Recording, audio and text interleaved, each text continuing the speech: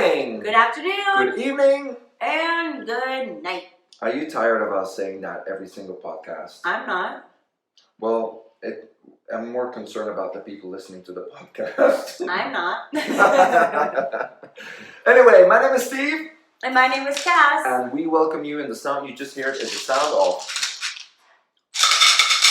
Actually, I was going to say I'm not going to tell you because now you can actually see it because we are recording our podcast, so...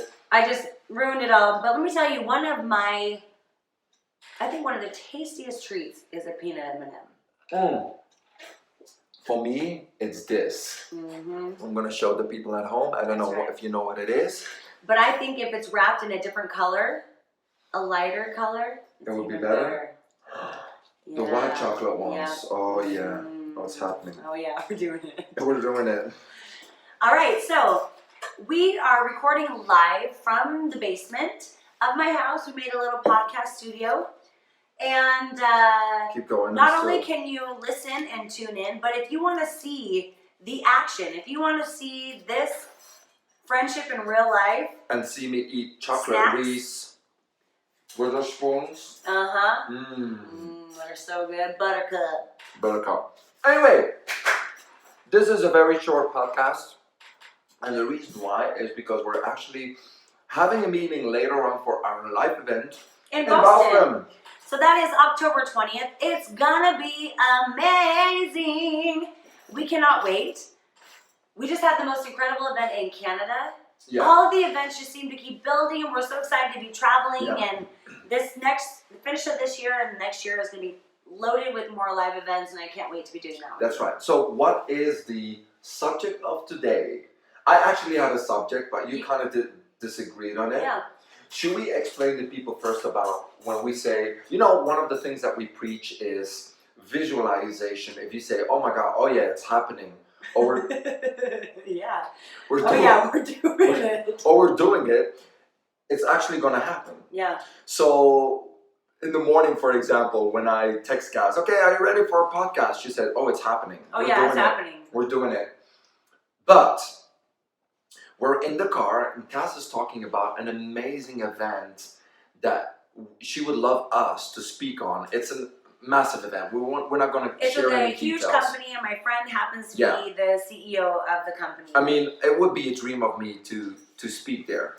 So we're talking about it in the car, and Kass says, oh yeah, it's happening. I'm like, really? What? And she said, yeah. Oh yeah. I said, when? Oh, this time next year. Well, we need to start planning this, and I just panic. I'm like, oh my God, it's like sky high, rocket high. It's like, when you stop that toe against the corner of the bed and you go sky high. Sky high, and all of a sudden I saw him the wheels were turning. It's he saw it all coming together. It's like I'm an actor, and I'm saying, oh my God, and you all of a sudden say, oh, you're playing the main role in the new Steven Spielberg movie. Yeah. And I'm like, really? And you say, oh yeah, it's happening. And I really believe it, but she's still visualizing. I said, when? Oh, next year. So I just panic. I said, why did nobody tell me about this? We got to start planning things. And we need a table to, and she, all of a sudden she goes, oh, he really thinks it's real now. It's like, and you just kind of looked at me with these eyes like, why are you as excited as me? Yeah. And like, because it hasn't been planned yet. I thought we were doing our normal thing of like, oh yeah, we're doing it. So we want to talk today about, I had another plan, but today we want to talk about visualization. We already did a little bit of testing on visualization, but this is part number 2. What are the things that we visualize ourselves every single day and they end up happening? If we wouldn't have visualized it, it would not happen.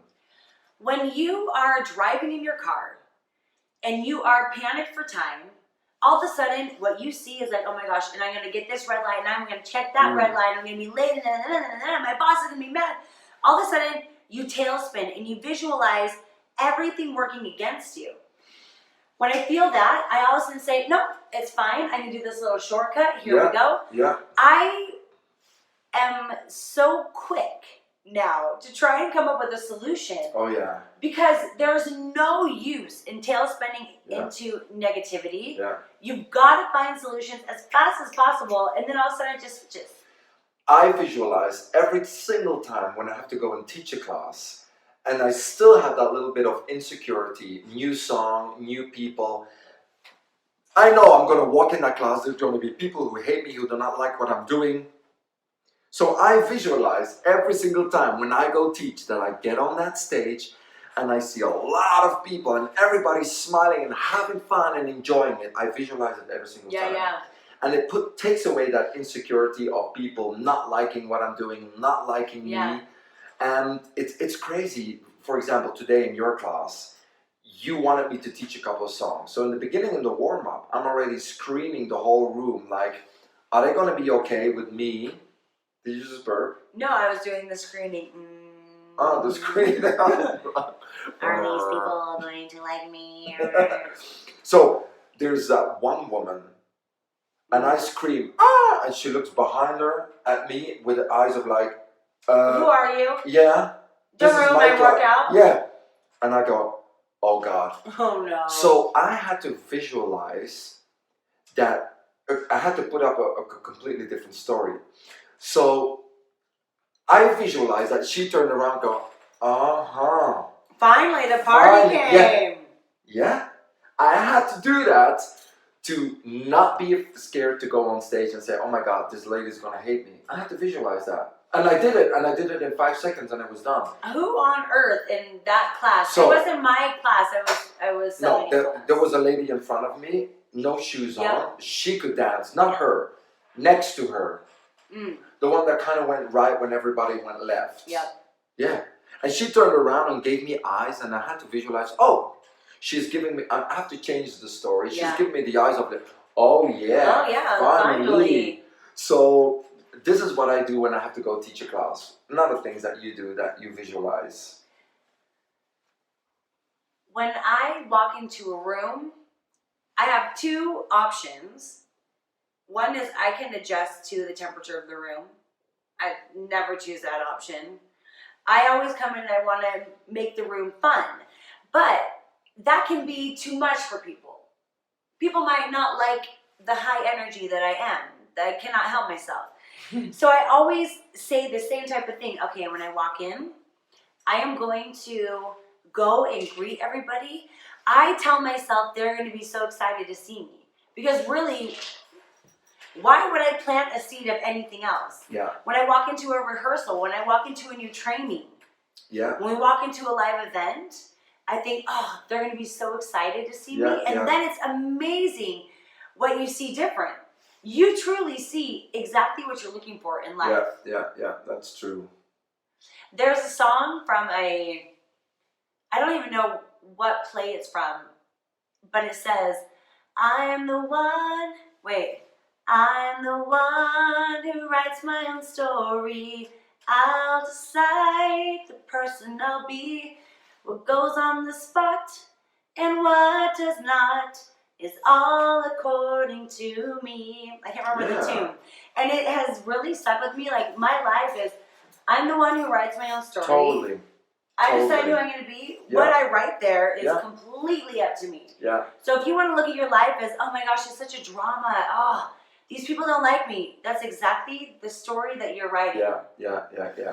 You know, another thing that I visualize is when I'm flying, because you always say, oh my God, you get upgrades all the time. It's crazy. Long haul flights, I get upgraded. I wouldn't say half of the flights, but... Oh, 9 out of 10 of the flights. A little bit Don't more. Go half, go way more than half. And I already, like when it's a busy day at the airport, I already visualize, okay, I'm going to check in. I'm going to go to business class check-in. Because I can check in with business class because I have a freaking flyer card. So it's not because I'm booking business class. I always visualize myself getting that upgrade. And I walk in and I'm saying, hey, how are you doing?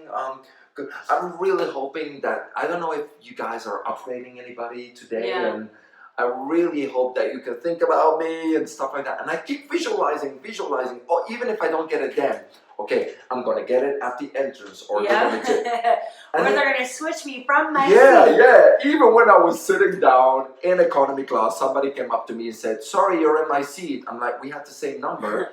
So the flight attendant come up to me, "Mr. Booth, you're actually upstairs. You're upgraded." Oh, here we go. I love how it's upstairs. You know that's a good upgrade. Oh yeah.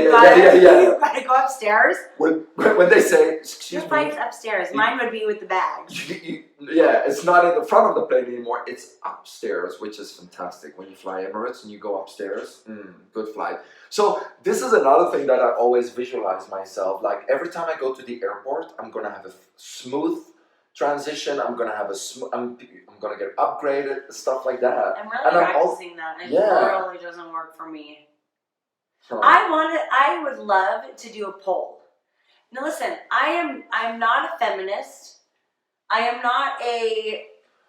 Be careful now. I know. I would just love to see if my masculinity gets me more upgrades or not. Your tall handsomeness. Yeah. Oh yeah. Short handsome. I know. I am very short handsome. No, you're not. I'm not short. What does that have to? I mean. But because there's something about when you walk in, you have a bigger presence. But that's different. I know. So I want to look it up and just see different. On upgrades. Maybe you say, okay. I walk in, and this is what we learn in the Fun Road training. It's all about gaining confidence. And we know that confidence is the key to success. Oh, I've got it. Yeah. We're doing it. Oh, yeah, it's happening. Yeah. But you have to be careful that your line of confidence does not cross the line of... To ego. Yeah, or cocky. Yeah. So, I think I know that perfect line. You do. Yeah. You do. I have I know the line. I know when I can kind of nudge somebody and try to get these, but it's within the flights because I think the flight industry, and just follow me on this, I would love to see how many million milers are women versus men. So they are more accustomed to giving men upgrades because that is who have been frequently flying for far more years than women. I just think it's good food for thought. Yeah, really. But it's not your fault. But it's the flight industry. But it is. Yeah. So when they think of upgrades, their natural instinct is thinking they're probably going to upgrade a man.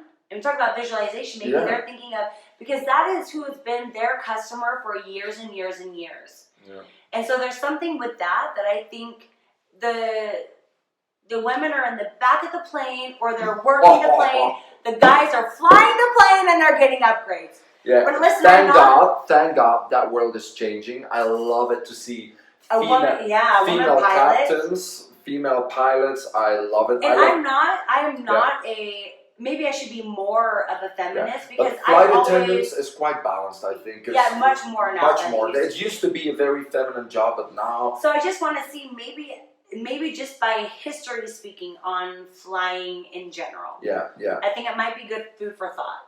That might be something for the next podcast. Next podcast, we're gonna find all the rates of them flying. Last one. What is one more thing that you visualize before you do it that you say, okay, this is going to be perfect? To round it up. Whenever I cook, I know it's going to be delicious.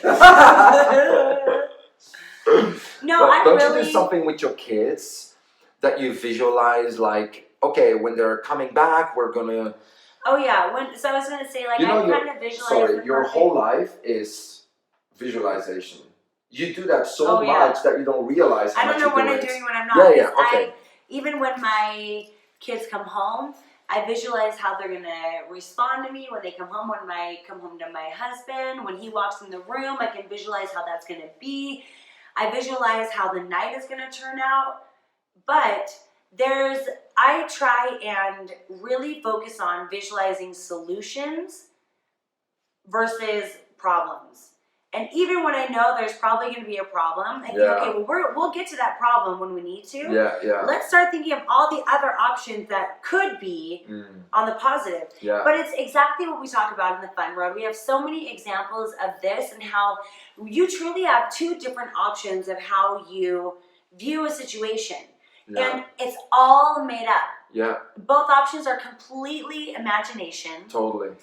And you have the option of imagining it terrible or imagining it positive. And we're not saying put rose-colored glasses on and visualize, life just being perfect and everything coming up roses. But truly, you have to catch yourself and see how many times you're visualizing the glass half empty or half full. That's what I did with the lady in the gym. I had two options, and there's a big possibility it could be negative, still made it a positive story, which is going to be the subject of our next podcast. Did you have a visualization of something that you had in mind that I do, or did I cover it? Oh, no, you cover it. It. I mean, you visualize a things lot. Really going way. You live in your mind 1 hour, 2 hours ahead. You see everything already happening. And I see things, even a year in advance, I see it happening. Oh yeah, you're right. But there's so much research in visualization, making vision boards, because your mind is so efficient. Mm-hmm. And we talk about this in our GPS, about how your mind is your supercomputer, and your thoughts are the program that it runs. And so you have to retrain yourself on what you're thinking, what you're looking for in life, and you will see that everything shifts. So if you want to learn more about that, we have that in our GPS, which is online at thefunroad.com or kassandsteve.com/GPS guided plan to success. Also, we got a live event coming up in Boston. You will see more details about that coming online soon. And we want to thank you for listening and for watching. I mean, I keep forgetting that we got a camera on us, so got to be careful what we're doing. But it's very authentic. They're seeing exactly how it is. I mean, this is the papers. These are the M&Ms. This is our drink. This is my heart. This is my sleep. This is my hair. This is my soul. This is my hair. This is my soul. I'm in my heart. Anyway, thank you for listening. Thank you for watching. Hope to see you soon. Big kiss. Bye. Bye. No, you bye. Hang up. No, you hang up. No, you hang up. Okay, I'll hang up. Bye. Okay, perfect. Bye. Kass and Steve.